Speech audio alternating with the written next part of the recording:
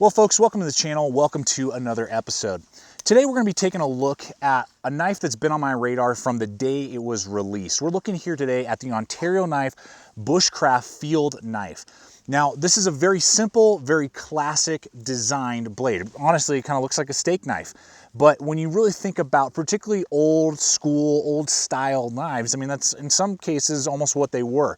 And so with this knife, we got some really good steels. We got some interesting wood handle scales. We got a USA made nylon sheath we're gonna look at. We got a lot of things to look at with this knife on whether or not this could be a great belt knife, companion knife, bushcraft knife for those of you out there looking for a high carbon steel, lightweight, thin blade that can fit on your belt and that's really ultra light. So with that, let's go ahead and take a look at this blade, see what it has to offer, and see what the Bushcraft Field Knife can do. Okay, as we look here at the blade, the business end of this bad boy, I love just the super classic draw point design. It's really classic and I like it a lot. Now we are looking at a full flat grind, and that's cool because a lot of bushcraft knives are Scandis, and if you're not into Scandi knives, like I'm not really into them. I like them on my Moras, they're okay for Moras and a few other blades, but I'm just more of a full flat or saber grind kind of guy, but I do a lot of more bushcraft style tasks sometimes, particularly in blade testing. And so I like the fact that this is an option for those of you out there who maybe aren't a huge fan of Scandi grinds, but you like that very simple, classic, old world design. That's what you're getting here. So you get that full flat grind, you get looking at a 5-inch blade here, and we're looking at a full tang construction on this blade.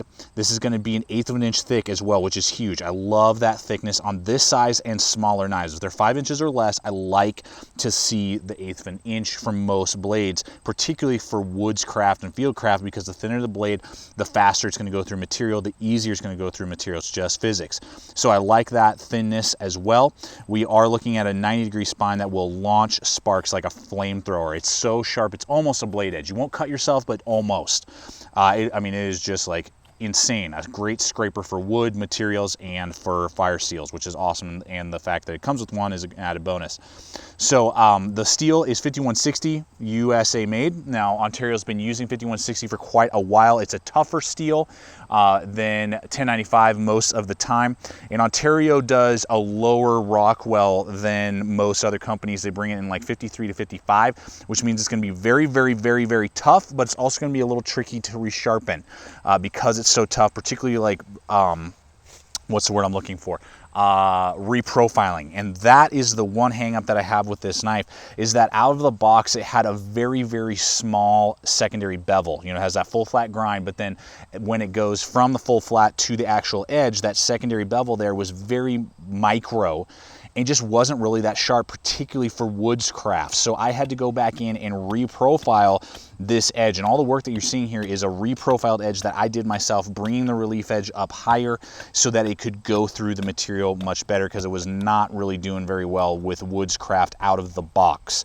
So that's something, and it takes a while because it's the 5160 and it's got that low Rockwell, so it's very tough, which is great, and it's going to be very strong and holds a very good edge, but it's just going to take a long time for you to reprofile. So I'd love to see Ontario just bring the relief edge up a little bit, make the edge a little bit finer. This is a woodscraft style knife that needs a really fine edge, and with that type of steel they're choosing, it'll hold up great and it'll hold that edge for an extended period of time. So just be aware of that. It is a great performer of woodscraft. I was very happy once I got the edge that I like on it, but it was a very small micro bevel on the blade, and I really had to do some work and spend about 30 minutes reprofiling to get the edge and perform like you see it performing in this video. So just take that in consideration, and hopefully Ontario will bring up that relief edge at their factory in the future. So one of the cool and kind of standout features on this knife are the handle scales. Now, instead of going with micarta or like Gryvery, like a lot of other companies, they decided to make that, again, kind of old feel to it, which is cool. I like that. It's different, makes them stand out from the crowd. And there's just so many knives in this range that that's what they, need to do, and what any company trying to sell a knife, would need to do.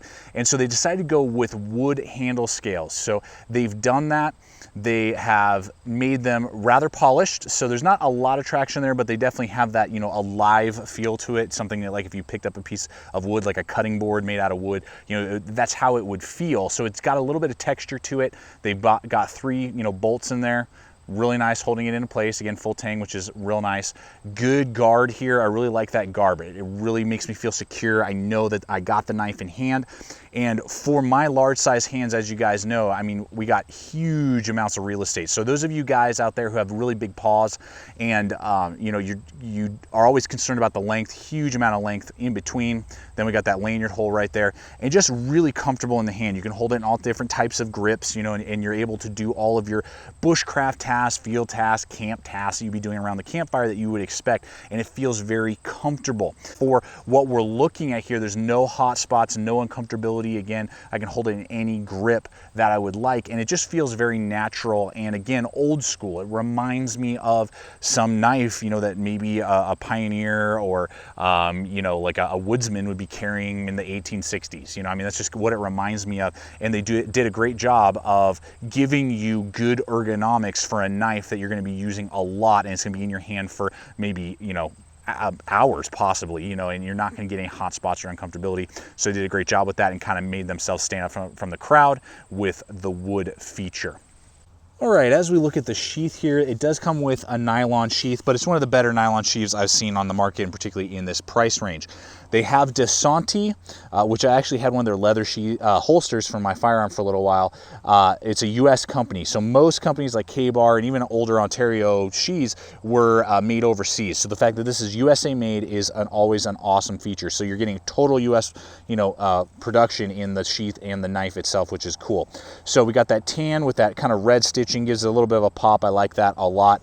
Huge belt loop here, so you're going to be able to get that on all sorts of different styles of belts, which is really nice. Really good stitching all the way along. You do get this little pouch right here in the front that holds the fire steel that they send with it, which is cool. So it's a, you know, self-containing, which is awesome. You could get smaller Leathermans like the Leatherman Juice in there. It will not carry like the Leatherman rebar and some of the medium to large size Leatherman tools. You could put a sharpener stone in there if you wanted to put that in there, you know, so it's giving you a little bit of options there. Good strong button.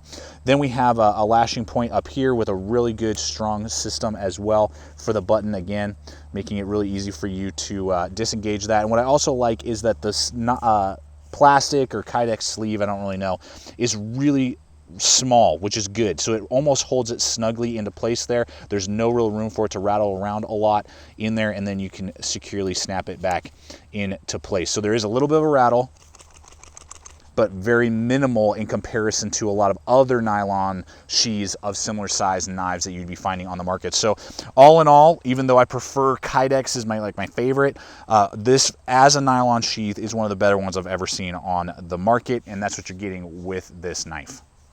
All right, folks, one of my favorite parts of the video is when we roll in competitive options, talk about that. I love doing that. And I want to thank Ontario Knife Company for sending over the Bushcraft field knife to us to do this review for you, the viewers. I really appreciate them willing to do that and giving us the ability to put it through the ringer and show you pros and cons on the design. Now, in comparison, I was looking, you know, and I'm thinking through my collection. I'm thinking, okay, if you're sitting there and you're looking at the Bushcraft field knife, what are other competitive options you may be weighing? And so the BK16 comes to mind right away because it's very similar. Now, the difference is that the Bushcraft field knife is going to be about 80 bucks on Amazon. I'll have links in the description below. That's always a great way to help support the channel. And what we do here is use the hyperlinks that we offer you below. Now, the BK16 is going to be about 70 bucks, so $10 cheaper. But here's the deal. This is a total custom that I did, and I love my custom BK16. But I stripped the coating, I put a patina on it, I put aftermarket micarta, and I put an aftermarket AZ Welke Kydex sheath. So I have like $140 invested in this bad boy right here. And to be honest, out of the box, you don't need to really do any of those things with the Bushcraft field knife. The Bushcraft field knife is already stripped, so that's awesome. It already has a 90-degree spine on it, which is great. It already has a little bit of a textile feel to it that the Gryvery really won't give you out of the box on the BK16. So you got to upgrade to micarta to even get, you know, similar feel, you know, and give you a little bit better textile feel to it.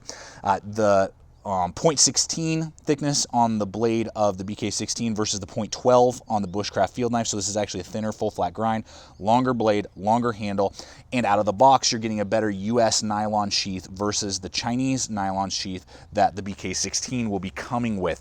And then again, the stripping of the black coating, all those things. So really, out of the box, there's no comparison. The Bushcraft field knife has more going for it out of the box. Now, if you want to trick out and totally do a custom, that's awesome, and I love doing that. And I'm not saying I don't love my BK16. I love my BK16. But again, for those of you who either don't want to customize, or you just don't have the ability maybe to do all the things that I described, or you just want to save every penny, and 80 bucks sounds a lot better than 140 trying to invest in a BK16. That's where the Bushcraft field knife, I think, is really taking charge in the market, honestly, of under $100 USA made this size knives. It's rocking at $80, and it has so much going for it. And most other blades, regardless of the BK16 or others out on the market, you're gonna have to do a lot of customization in this price range to even come close to the performance and design that Ontario went with. So I love that and what they've done with the Bushcraft field knife, and is extremely competitive for that $80 price point, and you're getting a lot of bang for your buck. So folks, in conclusion, as we bring this review on the Bushcraft field knife from Ontario Knife Company to a close, just kind of give you my final thoughts over the overview of this knife. I really like this knife because, again, it stands out from the crowd, and particularly those of you who are into bushcraft and want something that's not Scandi. I've said it a couple times in this video. I think this is the way to go because you don't have to strip the coating like you do on the BK16. The handle scales are very comfortable and give you a little bit of that textile feel that you'd be looking for and aren't plasticky like Gryvery. Again, like the BK16 would be out of the package. You got 5160, USA made everything. You're coming in at under $100. You got a 5-inch blade length, full flat grind, thin blade. There's just so many things going for it, and as long as you got a good sharpening system to get that initial good grind onto the blade and good edge geometry, you're set and you're good to go. And you're not only gonna get not only just a cool kind of standout knife, but you're also gonna be getting it at a good price, and it's gonna be a great performer for you. So folks, I hope that really helps you decide whether or not is this going to fit inside one of my systems of use, regardless if you're a bushcrafter, a camper, a hiker, whatever. I hope that this video has shown you the pros and cons and helped you decide, is this the right knife for you? As always, thank you so much for coming over, checking out the channel. Please subscribe, comment, like, share this video. Love to hear your thoughts, and check us out on all the relevant social media. Links are in the description below. And always remember, stay equipped, stay prepared. We'll see you out there.